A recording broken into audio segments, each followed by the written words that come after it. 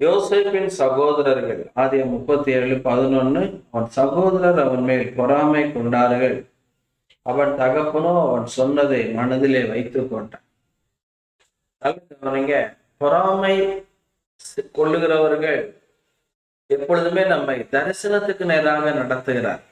பொறாமை கொள்ளுகிறவர்கள் நம்ம தரிசனத்தை குலைத்து போட முடியாது. They are not dream killers, but they are dream fulfillers.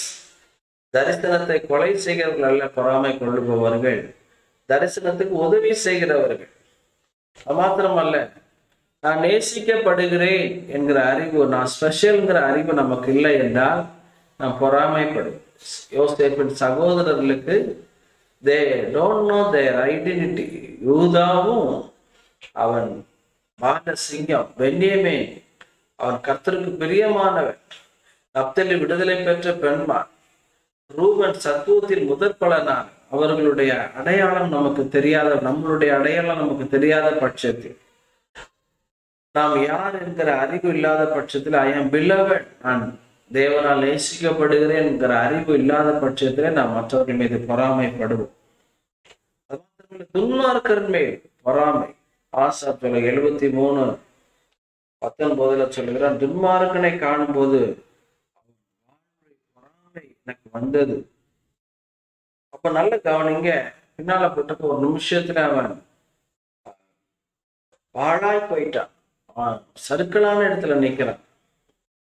அப்போ நம்முடைய வாழ்க்கையில கூட பொறாமை என்பது அது தேவை இல்லாதது. அப்போ பொறாமையை குறித்து நெட்ல பார்த்தா என்ன என்றால்,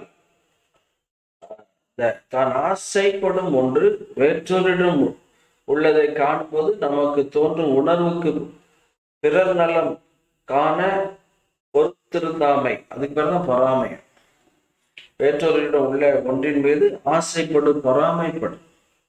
The feeling that you have when somebody else has something that you want. இன்னொருத்த இருந்தா நமக்கு வரக்கூடிய உணர்வுக்கு பேர் தான் பொறாமை. பொறாமையில பார்த்தீங்கன்னா பலவிதமான பொறாமைகள் இருக்கு. ஆதியாகமம் 26:14 பார்த்தீங்கன்னா, பணக்காரன் பெருங்கொண்ட பணக்காரன் மேல பொறாமை.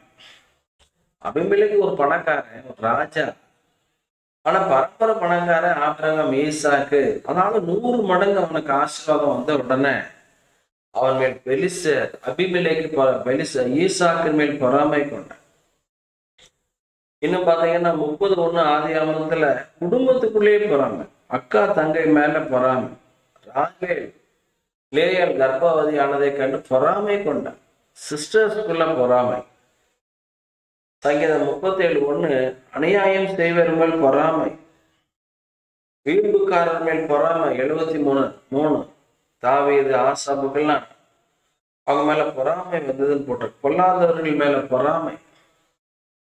இன்னும் பாத்தீங்கன்னா நீதிமொழிகள் 3:31 கொடுமை உள்ளவர்கள் மேல் பொறாமை கொள்ளாதே, பாவிகள் மேல் துன்மார்க்கன் மேல் பொறாமை கொள்ளாதே.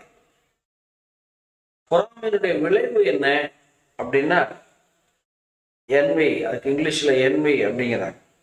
பொறாமையுடைய விளைவு கோபம் நிர்மூடனை கொள்ளும் என்று வேதம் சொல்லுகிறது. கோபம் நிர்மூடனை கொள்ளுமா.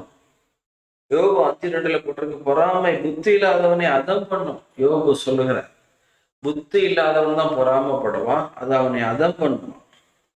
சங்கீதம் 106:16 தாத்தான் அபிராம் கூட்டத்தை மூடி போட்டது.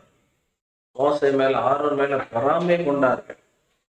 நீதிமொழிகள் 14:30 பொறாமையை எழும்புருக்கி.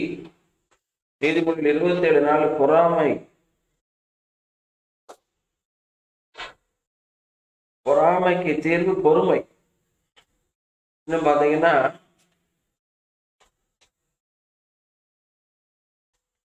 பொறாமை என்றால் அதுக்கு முன்னிற்கத்தக்கவன் யார்? 27:4. அப்ப நான் சொல்யூஷன் ஃபார் envy, இந்த பொறாமைக்கு என்ன பதில் அப்படின்னா மத்தேயு 27:17, மார்க் 15:9, அப்போஸ்தலர் 5:17-18 இதுல எல்லாம் பாத்தீங்கன்னா பொறாமையினாலே அவரை ஒப்பு கொடுத்தார்கள் என்று அறிந்து அப்போஸ்தலர் 5:17-18 பிரதான ஆசாரியரும் அவனோடு கூட இருந்த சதிசேய சமயத்தினர்கள் எழுப்பி பொறாமையினால் நிறைந்து அப்போஸ்தலர்களை பிடித்து பொதுவான சிறைச்சாலையில வைத்தார்கள். அறிவு இல்லாமை, அறியாமை. சொல்யூஷன் ஃபார் என்விக்கு ஒரு காரணம் அறியாமை.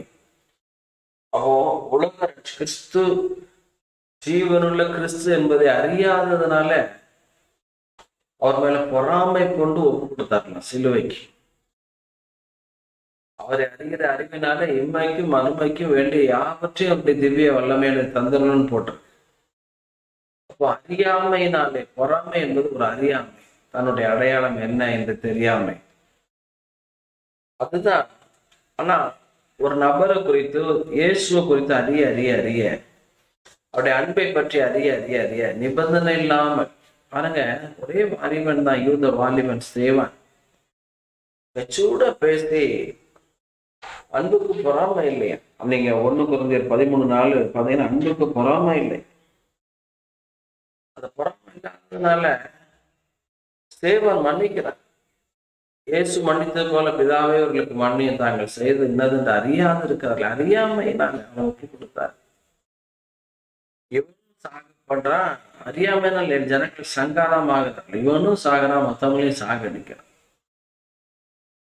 அன்புக்கு பொறாமை இல்லை. ஏசா யாக்கோபு பார்த்தீங்கன்னா அவங்களுக்கு ஒரு அன்பின் மண்டலம் வந்துச்சு. ஜெபிக்க ஜெபிக்க அந்த மண்டலமே லவ், தேவனும் அவனும் சஞ்சரிக்கிற ஒரு இடம் அன்பின் மண்டலம். அந்த மண்டலத்துல வெறுப்புக்கு, கசப்புக்கு, எரிச்சலுக்கு இடமே இல்லை. தானா பாருங்க மெல்ட் ஆகிற மெல்டிங் பிரசன்ஸ், அப்படியே கதறி அழுதான். அன்புக்கு பொறாமை இல்லை. 1 பேதுரு 2:1-2 இப்படி இருக்க கர்த்தர் தயவுள்ளவர் என்பதை நீங்கள் ருசி பார்த்தது உண்டானால் சகல துர்க்குணத்தையும், சகலவித கபடத்தையும், வஞ்சகங்களையும், பொறாமைகளையும், சகலவித புறங்குறுதலையும் ஒழித்து விட்டு, இதை ஒழிக்க புதிதாய் பிறந்த குழந்தையை போல களங்கம் இல்லாத ஞானபாலன் வேறு வசனத்து மேல் வாஞ்சியாக இருப்பீர். அன்புக்கு பொறாமை இல்லை. பொறாமையான ஒப்பு கொடுத்தாங்க. கர்த்தர் தயவுள்ள காட்ஸ் லவ்வை அறிய அறிய அறிய சகல துர்க்குணமும், கபடமும், வஞ்சகங்களும், பொறாமைகளும், புறங்குறுதலும் ஒளிந்து போகும் என்று வேதம் சொல்லி. இப்படிதான் அப்போஸ்தலர்கள் தங்களை பொறாமைக்கு நீங்களாக்கி மீட்டு கொண்டாங்க. இயேசு தானே தேவ அன்புனால நிறைத்திருந்தார். பார்க்கிற தேவ பிள்ளைகளே, யோசேப்பின் சகோதரர்கள் பொறாமை கொண்டார். ஆனால் யோசேப்பு பொறாமை கொள்ளல. யோசேப்பு அவர்களை கண்டு இருதயம் பொங்கினான். இவங்க பொறாமைனால பகைத்தார்கள், கொலை செய்ய வேண்டும் தீர்மானம், சதி யோசனைகள்லாம் பண்றாங்க. ஆனா இவன் அவங்களை எப்படி வாழ வைக்கலாம், அவங்களை எப்படி செட்டில் பண்ணலாம், எப்படி அவங்கள உணர பண்ணி தன்னோட பக்கத்துல வர வைக்கலாம், என்ன ஒரு நல்ல எண்ணம். இதுதான் குமாரனுடைய சாயலுக்கு ஒப்பா இருப்பதற்கு உங்களை என்னை அழைத்து தேவன் உண்மை இல்லை. எவர்களை முன் குறித்தாரோ அழைத்திருக்கிறார், எவர்களை அழைத்தாரோ நீதிமான்களாக்கி இருக்கிறார், எவர்களை நீதிமான்களாக்கினாரோ மகிமைப்படுத்தி இருக்கிறார். கர்த்தர் அப்படிப்பட்ட கிருபை உங்களுக்கு தருவாராக. நம்ம செபிப்போம். அன்புக்கு பொறாமை இல்லை. கர்த்தர் தயவுள்ளவர் என்பதை ருசி பார்த்தது உண்டான சகல துர்க்குணத்தையும், வஞ்சகங்களையும், கபடத்தையும், பொறாமைகளையும் ஒழித்து விட்டு புதிதாய் பிறந்த குழந்தையை போல களங்கமில்லாத ஞானப்பாலாகிய வேதவசம் வாஞ்சியாக கிருபை தான் வழி நடத்தும். இயேசுவின் நாமத்தினால் பிதாவே, ஆமென், ஆமென்.